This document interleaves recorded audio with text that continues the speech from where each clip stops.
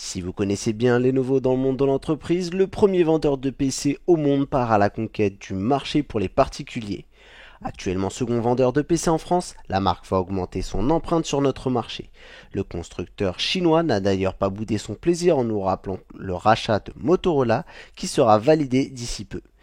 Et il a bien compris les enjeux d'un marché tourné vers la mobilité et les objets connectés. La marque nous a donné l'occasion de pouvoir prendre en main sa nouvelle gamme de tablettes baptisée Lenovo Yoga Tablet 2.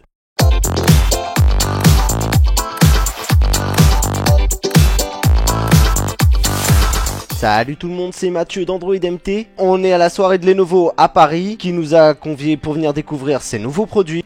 On sent que Lenovo va amorcer cette année de manière un peu plus orientée vers le particulier, même si on connaît Lenovo dans le segment des entreprises, et ils ont voulu nous présenter un peu leur nouvelle vision, puisqu'ils avaient même un hashtag qui parlait de ça, et qui est A New Way, donc une nouvelle vision du marché qu'ils comptent prendre en France. Alors on va passer tout de suite aux produits. Ils ont fait l'annonce de 3 produits au niveau Android, que vous voyez ici, qui est la gamme Lenovo Yoga 2.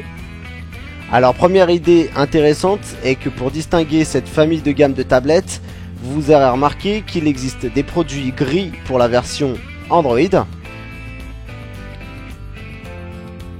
et vous avez une version noire pour les produits Windows.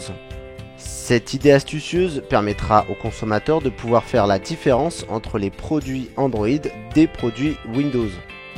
Allez, intéressons-nous aux produits Android. Vous avez la version 10 pouces et la version 8 pouces. Les deux ont quasiment les mêmes caractéristiques, mais je vais vous en présenter une et vous énoncer les différences entre les deux. Alors, on a déjà des écrans en Full HD pour ces deux tablettes, que ce soit la format 10 pouces ou 8 pouces, et qui tournent sous Android 4.4 KitKat. Lenovo semble avoir choisi un partenaire de choix qui est Intel, puisque la totalité de ses produits tourne sur ce fondeur. Le choix du processeur est un processeur quad-core Intel Atom Z3745 cadencé à 1,86 GHz. L'expérience semble assez bonne, même si perfectible, sûrement à cause du launcher de Lenovo. Ce launcher qui permet à Lenovo de se distinguer par rapport à la concurrence. Mais des connaisseurs auront tout de même remarqué cette inspiration des launchers chinois, qui est la nationalité de Lenovo. On y voit donc un effet assez flat design et très coloré, sans lanceur d'application, que l'on trouve notamment chez Huawei et chez Xiaomi avec sa ROM Mi 8. Si on regarde l'aspect général de cette tablette, on peut constater que Lenovo a mélangé des produits nobles et non nobles. Puisqu'ici nous avons du plastique et cette fameuse charnière dont on allons revenir tout de suite en métal. Il a d'ailleurs mis l'accent sur ce concept dont il revendique la paternité. Les premiers produits ont été les PC portables de sa gamme Yoga sous Windows qui permet via ce système de passer en mode tente. Ce mode permet justement d'optimiser la saisie au niveau du texte et du clavier virtuel. Pour cette tablette et ce format, Lenovo a été encore un peu plus loin puisqu'avec cette charnière, il a eu l'idée de mettre un orifice au milieu qui permet de l'accrocher au mur. On peut y voir toutes sortes de possibilités comme celle de pouvoir l'accrocher au mur de sa cuisine pour pouvoir suivre une recette ou bien également de la mettre sur des murs dans une entreprise pour pouvoir y afficher des informations dynamiques. À l'avant, on a 2 haut-parleurs pour un son stéréo. Et ces haut-parleurs sont certifiés Dolby Audio. On a également au menu des caractéristiques 2 Go de mémoire vive et une autonomie annoncée de 18 heures, ce qui serait une bonne nouvelle, même si on a hâte de pouvoir vérifier tout ça lors d'un test.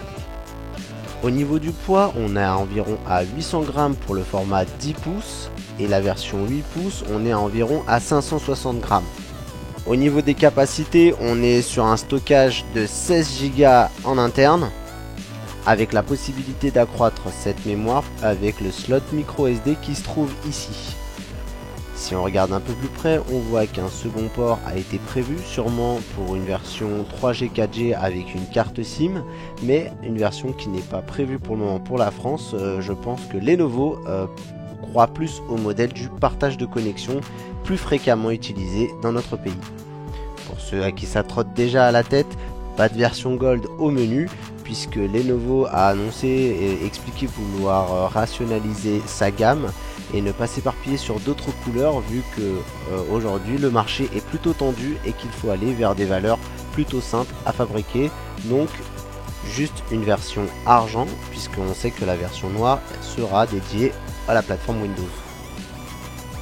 Si on regarde un petit peu sur les côtés, on aperçoit en bas qu'il y a la prise jack 3,5 ici. De l'autre côté, on voit que on a le bouton volume plus et moins. Juste en dessous, le port micro USB.